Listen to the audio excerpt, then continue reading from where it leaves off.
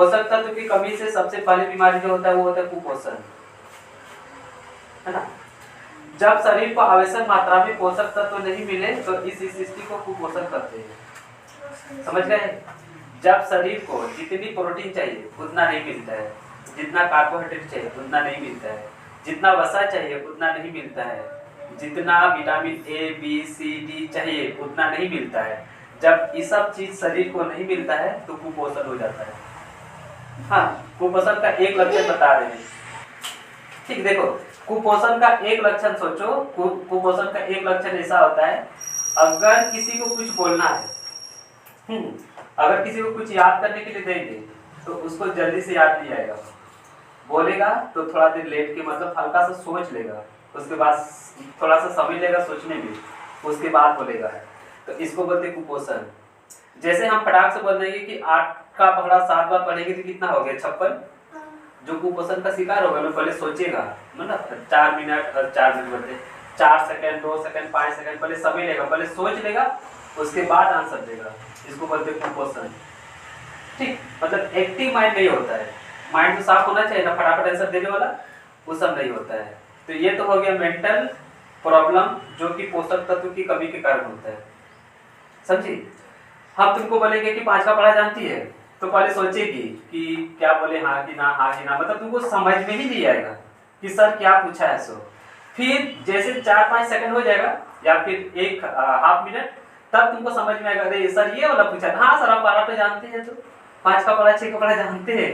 कुछ देर बाद तुमको याद आएगा, ठीक ना। उसको बोलते हैं कुपोषण। और एग्जाम्पल लेते हैं, बोल देंगे कि तुमको क्या जोड़ आता है, 6 क्लास में है तो भीड़ का जोड़ आता है, तो पहले तुमको समझे में नहीं आएगा कि सर क्या पूछा, हम उसको क्या जवाब देना है, समझे में नहीं आएगा। फिर थोड़ा देर बाद पता चलेगा, जैसे 12 सेकंड 20 सेकंड 25 सेकंड हो जाएगा, तुमको याद आएगा कि सर पूछा भीड़ का जोड़ क्या होता है, तो तुम फटाक से बोलेंगे उसमें हाँ सर हमको आता है। तो लेट से याद आना, लेट से समझ में आना, उसको बोलते हैं कुपोषण। समझी? तो कुपोषण किसके कारण होता है बोलो? पोषक तत्वों के कमी के कारण। शरीर को जितने पोषक तत्व चाहिए, पोषक तत्व कौन कौन सा है? कार्बोहाइड्रेट, प्रोटीन, वसा, विटामिन, फास्फोरस, लौह, कैल्शियम, आयोडीन, ये सब नहीं मिलता है तो कुपोषण हो जाता है। समझी? अब देखिए सूखा रोग कुपोषण के कारण ही होता है। हाँ, सूखा रोग में क्या होता है, शरीर एकदम पतला दुबला हो जाता है।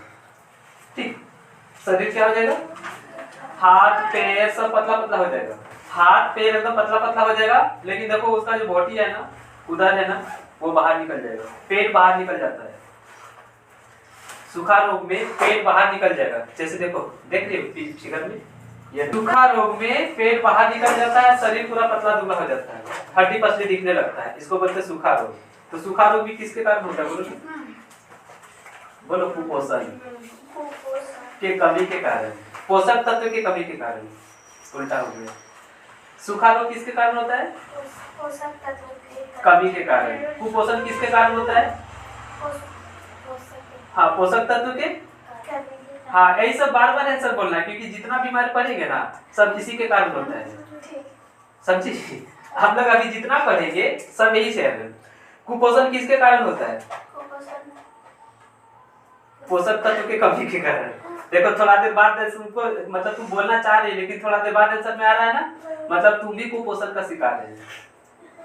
ठीक, और मतलब बहुत सारा व्यक्ति कुपोषण का शिकार होता है। 100 में से अगर कोई 100 आदमी है ना तो 90% कुपोषण का शिकार होता है।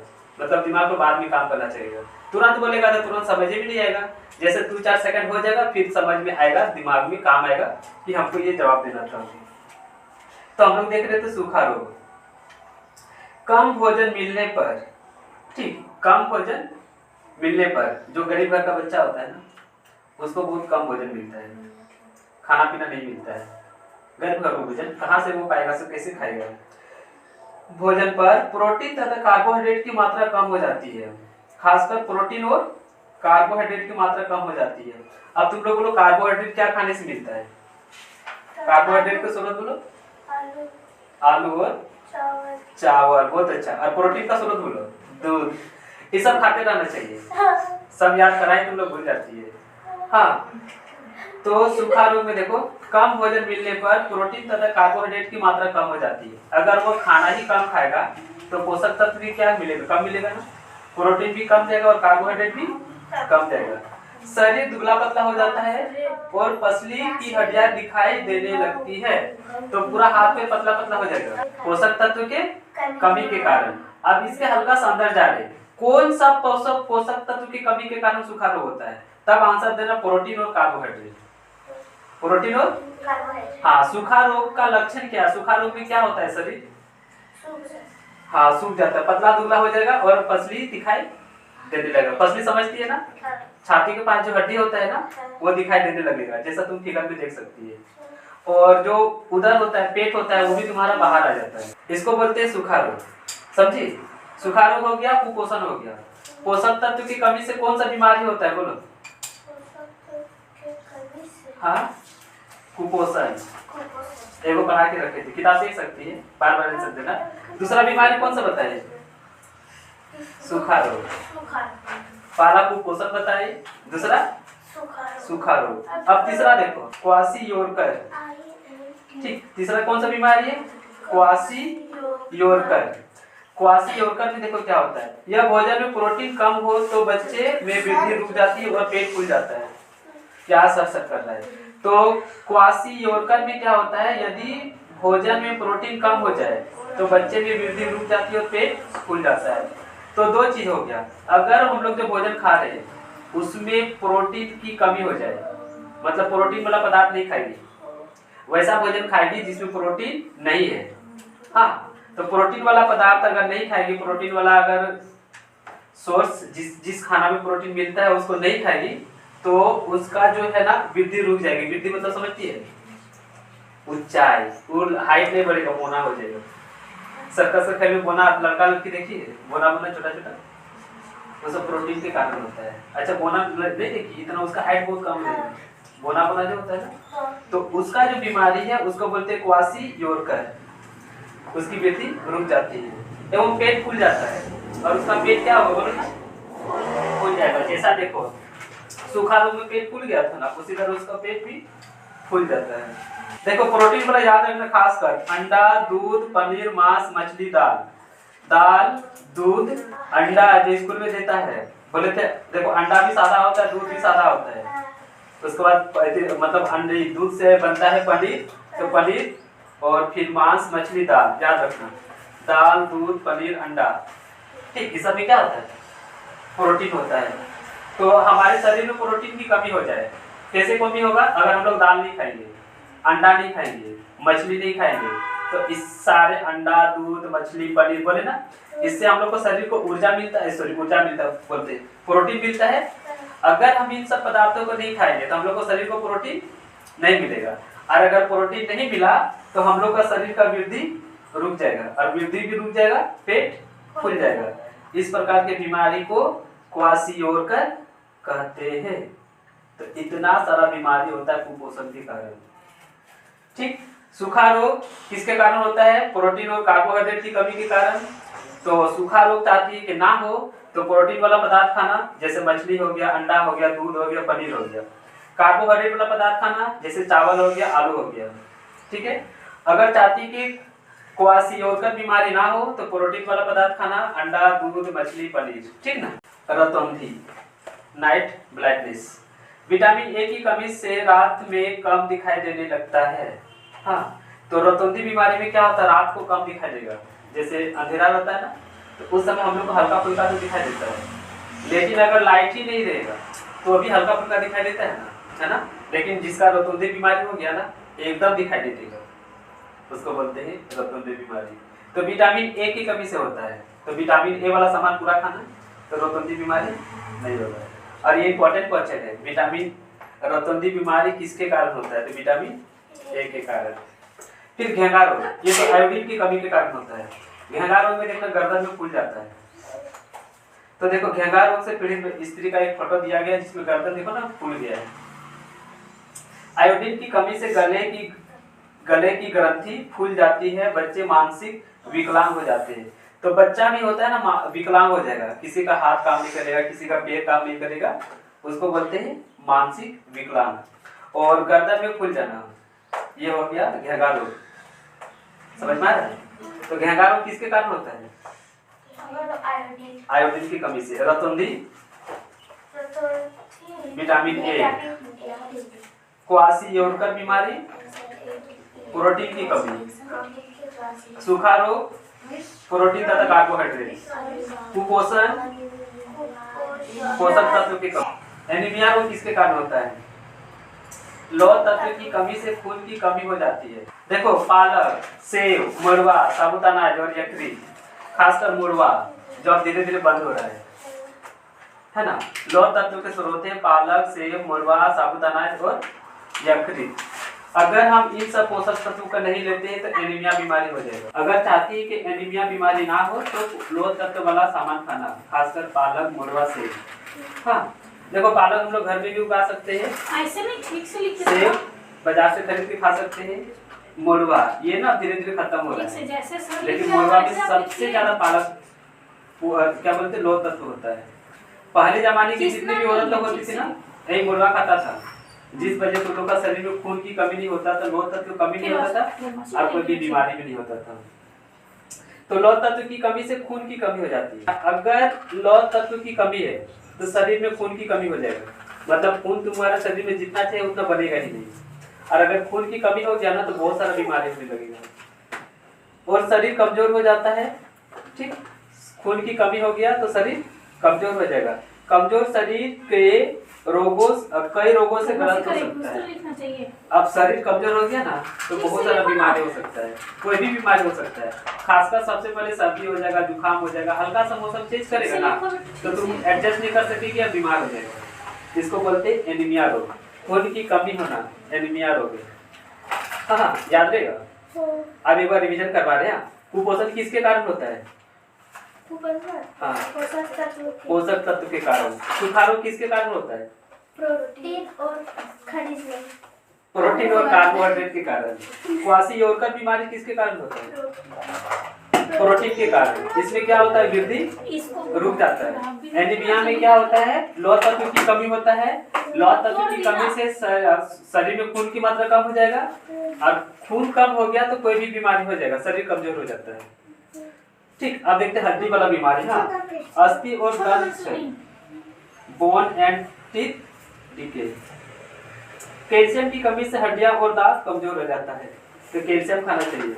कैल्शियम का स्रोत देखो क्या क्या है? दूध, अंडा, मूली, शलजम और केला। तो दूध अंडा तो खाना ही चाहिए, तभी हम लोग का शरीर कमजोर नहीं होगा और हम लोग का शरीर में जो हड्डी है ना वो मजबूत हो जाएगा। ठीक, तो हड्डी से रिलेटेड है प्रॉब्लम तो कैल्शियम की कमी है। दांत टूट रहा है, दांत में दर्द हो रहा है, कैल्शियम का प्रॉब्लम है। दर्द होता है क्या? बोलो ठीक है। हाँ ठीक है, इधर उधर करने में हड्डी का प्रॉब्लम होता है तो कैल्शियम वाला चीज खाएं। क्या क्या खाएंगी? पालक नहीं, दूध, अंडा, मूली, शलजम और केला। इन सब से हम लोग को क्या मिलता है? कैल्शियम। तो हड्डी का बीमारी से, हड्डी का बीमारी किसके कारण होता है? बोलो कैल्शियम के कारण। तो इतना एक पेज हो गया। हाँ फिर से बता रहे, रिवीजन करवा रहे। कुपोषण किसके कारण होता है? पोषक तत्व की कमी के कारण। सूखा रोग प्रोटीन कार्बोहाइड्रेट। हाँ प्रोटीन और कार्बोहाइड्रेट की कमी के कारण। क्वाशियोरकर बीमारी प्रोटीन के कारण। रतौंधी बीमारी विटामिन ए। घेंघा बीमारी आयोडीन। एनीमिया लौह तत्व। अस्थि और दंत क्षय कैल्शियम। वाह, इतना समझ में आ गया। अब आते हैं पोषक तत्व की अधिकता। अगर मान लो पोषक तत्व अभी से कम खा रहे थे, अब अगर ज्यादा खा लेगी, अधिक खा लेगी तो देखो मोटा जैसा हो गया ना, पेट फूल जाता है ना, ये है अधिक है। तो जहाँ पोषक तत्व की कमी से विभिन्न रोग हो जाते हैं वहीं इनकी अधिकता भी हानिकारक हो सकती है। लेकिन अगर ज्यादा ले लेगी ना तो अभी हानिकारक हो सकता है। बहुत अधिक वसायुक्त भोजन मोटापा का कारण बनती है। तो देखो बहुत अधिक वसायुक्त मतलब वसा वाला भोजन। वसा वाला भोजन बोलते हैं जिसमें तेल वगैरह ज्यादा रहता है ना। तेल वाला पदार्थ कौन कौन सा हो गया बोलो ना? हाँ समोसा वगैरह खाएगी ना तो सब में तेल वगैरह ज्यादा रहता है। पूरी वगैरह ज्यादा खाएगी तो तेल खाएगा, तेल से वसा वगैरह वैसा ज्यादा होगा तो शरीर मोटा हो जाएगा। इसको बोलते हैं मोटापा बीमारी। तो पोषक तत्व की अधिकता से भी कारण भी बीमारी होता है, उसको बोलते हैं मोटापा। ठीक, कौन सा बीमारी होता है? मोटापा। किसके कारण होता है बोलो? अधिक वसाई के कारण। अधिक वसा युक्त गरम भोजन खाएंगे तो मोटापा बीमारी होगी। तो सुन देखो रे, मोटापा बीमारी किसके कारण होता है? अधिक वसा होने के कारण। हाँ, वसा वाला पदार्थ किसमें होता है बोलो? तेल वाला पदार्थ। दूषित भोजन देखो रे, हाँ दूषित भोजन क्या होता है? ये मक्खियाँ गंदी जगह पर भी बैठती है और अपने हाथ सूक्ष्म जीवों को लाकर खाने के पदार्थ को दूषित कर देती है। तो जिस भोजन मतलब खाना दूषित कैसे होता है? खाना बर्बाद कैसे? दूषित मतलब बर्बाद नहीं, खराब हो जाना, सड़ जाना कैसे होता है? तो मधुमक्खी बोलते हैं, मक्खियाँ जानती है ना, माछी वगैरह, वो ना गंदा जगह पे बैठता है, फिर आके भोजन में बैठ जाता है। तो उससे क्या होता है? खाना जो होता है भोजन वो दूषित हो जाता है। तो पहला कारण हो गया। दूसरा कारण है बासी खाना भी खाने योग्य नहीं रहता है। हाँ, तो जो खाना हम रात को बनाते हैं ना, बासी हो जाता है, वो भी खाने योग्य नहीं रहता, क्योंकि रात में तो बहुत सारा बैक्टीरिया वायरस वगैरह आके बैठ जाता है। झारखंड का राजकीय भोजन है खिचड़ी और राजकीय मिठाई है जलेबी। जलेबी, ठीक ना। उसके बाद राष्ट्रीय फल पता है क्या? राष्ट्रीय पशु पशु मोर है, पक्षी है वो भारत का है। आप झारखंड का पूछ रहे हैं। हाथी। और फूल कौन सा है? परास फूल। तो भोजन का दूषित होना दो कारण दिया है, एक खाना बासी हो जाना और दूसरा मधुमक्खी सबका बैठ जाना। सही उत्तर का चयन कीजिए। आलू में होता है, बोलो आलू में क्या होता है? तो आंसर हो गया मंड। दूसरा, हड्डियों एवं दांतों को किसके उपयोग से स्वस्थ रखा जा सकता है?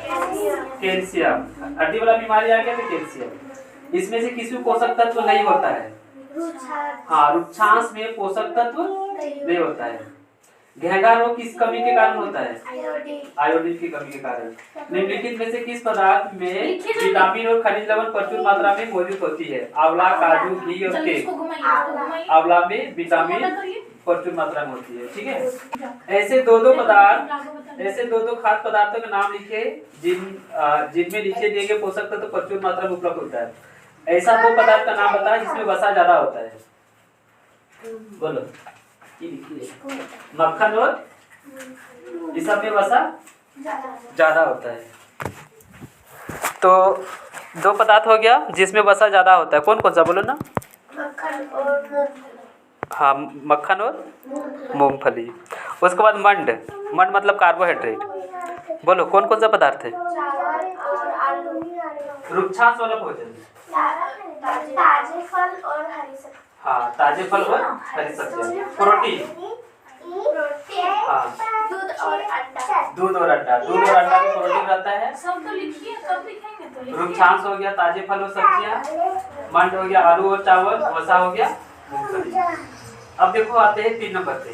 केवल चावल खाने से हम अपने शरीर की पोषक तत्व संबंधी आवश्यकताओं को पूरा कर सकते हैं? गलत।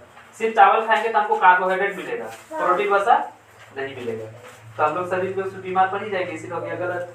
वो सारा पोषक तत्व नहीं मिलता है। संतुलित आहार लेकर अभाज्य रोगों की रोकथाम की जा सकती है। अगर हम संतुलित आहार लेंगे, संतुलित आहार मतलब सब कुछ, प्रोटीन भी लेंगे, कार्बोहाइड्रेट भी लेंगे, आयोडीन भी लेंगे, vitamin A, C, B, D, E, लोह तत्व जितना सब लेंगे, तो हम कोई भी बीमारी से रोकथाम कर सकते हैं। ऐसा लोग ऐसा ही। फर्स्ट का गलत, दूसरा का सही। शरीर के लिए संतुलित आहार में नाना प्रकार के खाद्य पदार्थ होने चाहिए। सही। नाना मतलब अलग अलग प्रकार का, एक ही जैसा नहीं। अब डेली मानो कि सिर्फ दाल और भात खाएंगे, है ना, तो दाल से प्रोटीन मिलेगा और भात से हम लोग को कार्बोहाइड्रेट मिलेगा, बाकी चीज तो नहीं मिलेगा। इसीलिए मिला जुला के नाना प्रकार का खाना चाहिए। कभी अंडा खाना चाहिए, दूध खाना चाहिए, केला खाना चाहिए, फल खाना चाहिए, कभी सब्जी खाना चाहिए, है ना। तो इसका आंसर हो जाएगा तुम्हारा सही। शरीर को सभी पोषक तत्व उपलब्ध कराने के लिए केवल मांस खाना चाहिए? गलत। मांस खाएगा तो सभी पोषक तत्व नहीं मिलेगा। आप देखो 4 नंबर।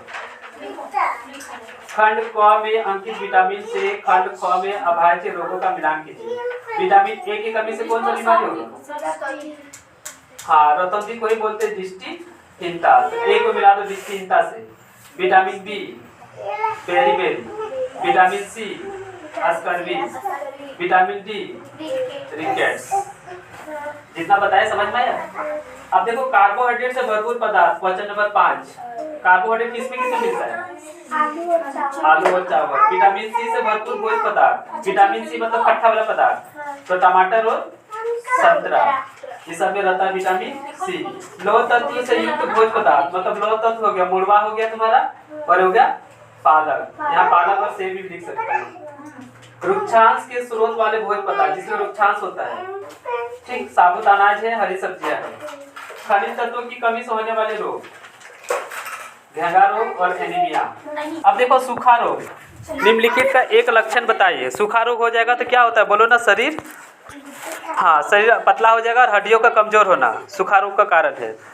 पायरिया बीमारी, देखो ये नहीं पढ़े थे, हाँ, पायरिया बीमारी हो जाएगा, मसूड़ों में खून आना। मसूड़ों जानती है ना, जब ब्रश करेगी ना सुबह तो मुंह से खून आना, हो गया पायरिया बीमारी। घेंघा रोग, गर्दन में सूजन, मतलब गर्दन फूल जाना, देखिए ना बड़ा सा फूल जाता है, तो घेंघा रोग के कारण होता है। फिर मोटापा, शरीर में अत्यधिक वसा का हो जाना, तेल वाला सामान खाएगी तो मोटा वसा वाला सामान है, तो इससे क्या होगा, शरीर मोटा हो जाएगा। फिर देखो कुछ एक मोटे व्यक्ति को अपने वजन कम करने के लिए क्या करना चाहिए, ये क्वेश्चन है। तो एक मोटे व्यक्ति को अपने वजन कम करने के लिए निम्नलिखित उपाय करना चाहिए। सबसे पहले देखो, संतुलित और कम कैलोरी वाला भोजन लेना चाहिए। तो संतुलित भोजन लेना चाहिए जिसमें सब तरह का प्रोटीन हो, विटामिन हो, वसा हो, और कम कैलोरी वाला पदार्थ लेना चाहिए। इससे क्या होगा बोलो ना, उसका शरीर का मोटापा कम होगा। दूसरा देखो नियम, मतलब दूसरा पॉइंट, नियमित व्यायाम करना चाहिए, एक्सरसाइज करते रहना चाहिए, जैसे चलना, दौड़ना, योग करना, ये सब करेगा तो शरीर का उसका मोटापा कम हो जाएगा। तले भुने और जंक फूड से बचना चाहिए। अब मार्केट में जितना जंक फूड होता है ना, चाउमीन हो गया, पास्ता हो गया, बर्गर हो गया, और जितना तेल वाला सामान होता है ना, वो सबको नहीं खाना चाहिए, वो सबसे बचना चाहिए। सही खान पान के लिए डॉक्टर या पोषण विशेषज्ञ से सलाह लेनी चाहिए। तो डॉक्टर से भी सलाह लेना चाहिए कि कौन कौन सा खाना चाहिए, कौन कौन सा नहीं। कुछ जंक फूड के नाम लिखिए। जंक फूड देखिए, पिज़्ज़ा हो गया, बर्गर हो गया, समोसा हो गया, फ्रेंच फ्राइज हो गया, है ना, ये सब है तुम्हारा जंक फूड। जानती है ना जंक फूड, बताए थे ना, पिज़्ज़ा, बर्गर, पास्ता, ये सब होता है जंक फूड। लास्ट क्वेश्चन है, भोजन के अपव्यय को न्यूनतम करने के लिए क्या करेंगे। लास्ट क्वेश्चन देखो, हाँ, भोजन के उपव्यय को न्यूनतम करने के लिए निम्नलिखित उपाय किए जा सकते हैं। जितना आवश्यक हो उतना ही थाली में लेना चाहिए, मतलब जितना खा सके उतना ही लेना चाहिए, ज़्यादा लेके बर्बाद नहीं करना चाहिए। उसके बाद देखो, बचे हुए भोजन को फेंकने के बजाय उचित तरीके से संग्रहित करना चाहिए, ताकि किसी ज़रूरतमंद को दे देना चाहिए। अगर मान लो कोई भोजन बच गया तो फेंक नहीं देना चाहिए, किसी ज़रूरतमंद को दे देना चाहिए, इससे भोजन का उपव्यय नहीं होगा। भोजन को पकाने और परोसने से पहले ही मात्रा का सही अनुमान लगा लेना चाहिए। जैसे देखो, घर में अगर 5 मेंबर है तो 5 जन का खाना बनाना चाहिए। स्कूल में 200 बच्चा है तो 200 का खाना बनाना चाहिए। ऐसा नहीं कि पर डे आता है 500 तो 500 का ही बना देगा। स्कूल में अगर 900 बच्चा है तो 900 का ही खाना बनाना चाहिए, ताकि खाना बर्बाद ना होगा। भोजन की खरीदारी करते समय केवल आवश्यक वस्तु को ही खरीदना चाहिए, ना कि ताकि वे खराब ना हो। अब जो चीज़ आवश्यक है ना, जो हम लोग खाएंगे उसी को खरीदना चाहिए, बाकी दूसरा खरीद लेंगे तो बर्बाद हो जाएगा। तो ये सब है अपव्यय, जिसके कारण हम भोजन को बचा सकते हैं।